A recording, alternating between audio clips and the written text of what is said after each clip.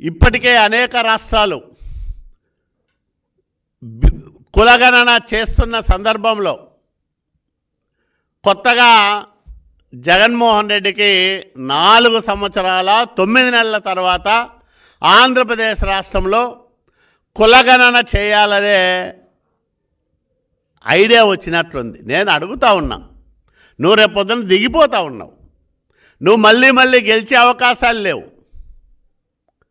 నిన్ను అన్ని వర్గాల ప్రజలు ముఖ్యంగా బీసీలు పట్టుబట్టి ఓడించడానికి సంసిద్ధమైన సమయంలో కులగణన పేరుతో బీసీలను మోసం చేయడానికి జగన్మోహన్ రెడ్డి ఒక కుటిల రాజకీయ ప్రయత్నం చేస్తూ ఉన్నాడు ఈ రాష్ట్రంలో. మొదట 15 నుంచి అన్నాడు, మళ్ళా 21 నుంచి అన్నాడు. ఇదే కాకుండా ఇప్పుడు సేకరిస్తున్న లెక్కల్లో వేలిముద్రలు వేయించుకుంటా ఉన్నారు, ఓటీపీలు అడుగుతూ ఉన్నారు.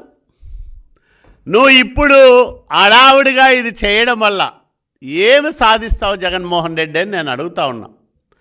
ఎన్నికల్లో లబ్ధి కోసం, ఎన్నికల్లో బీసీల ఓట్లు పొందడానికి చేస్తున్న రాజకీయ కుట్ర తప్ప కులగణన పైన జగన్మోహన్ రెడ్డికి ఆసక్తి కానీ, శ్రద్ధ కానీ, చిత్తశుద్ధి కానీ లేవని నేను స్పష్టంగా తెలుగుదేశం పార్టీ పక్షాన ప్రకటిస్తూ ఉన్నా.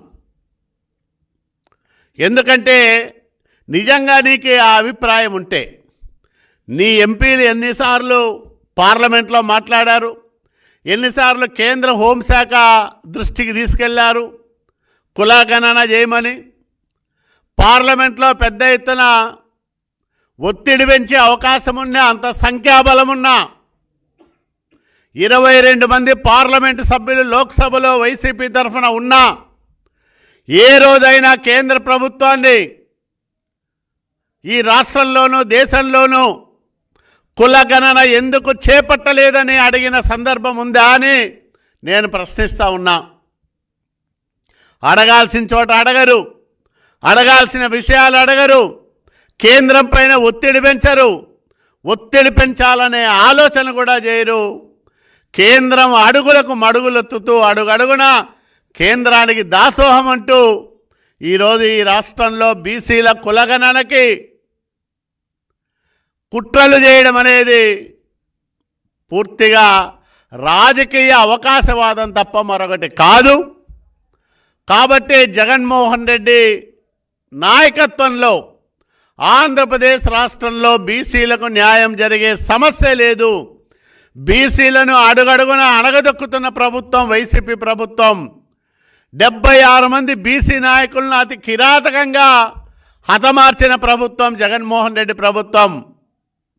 వేల మంది బీసీ నాయకులపైన, కార్యకర్తలపైన అక్రమ కేసులు పెట్టి నెలల తరబడి జైళ్లలో మగ్గేలా చేసిన దుర్మార్గమైన పెత్తందారీ పోకడలున్న ప్రభుత్వం జగన్మోహన్ రెడ్డి ప్రభుత్వం. కాబట్టి ఇట్లాంటి ప్రభుత్వంలో బీసీలకు న్యాయం జరగదు. మళ్ళా చంద్రబాబు నాయుడు గారు ముఖ్యమంత్రి అయితేనే నిధుల్లో విధుల్లో బీసీలకు వాటా ఉంటుంది.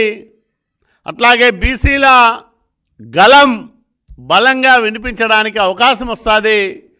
కాబట్టి ఆంధ్రప్రదేశ్ రాష్ట్రంలో ఉండే నా బీసీ సోదరులారా, సోదరీమణులారా, జగన్మోహన్ రెడ్డి రాజకీయ కుట్రలకు బలి కావద్దండి. రాజకీయ దుర్మార్గమైన ఆలోచనల్లో మీరు పావులుగా మారొద్దండి. తెలుగుదేశం జనసేన కూటమి ప్రభుత్వంలోకి వచ్చిన తరువాత ఈ రాష్ట్రంలో మరిన్ని బీసీల సంక్షేమ అభివృద్ధి కార్యక్రమాలు మొదలవుతాయి, బ్రహ్మాండంగా ముందుకు పోతాయని కూడా ఈ సందర్భంగా నేను వెనుకబడిన తరగతుల వాళ్ళందరికీ కూడా భరోసా ఇస్తా ఉన్నా.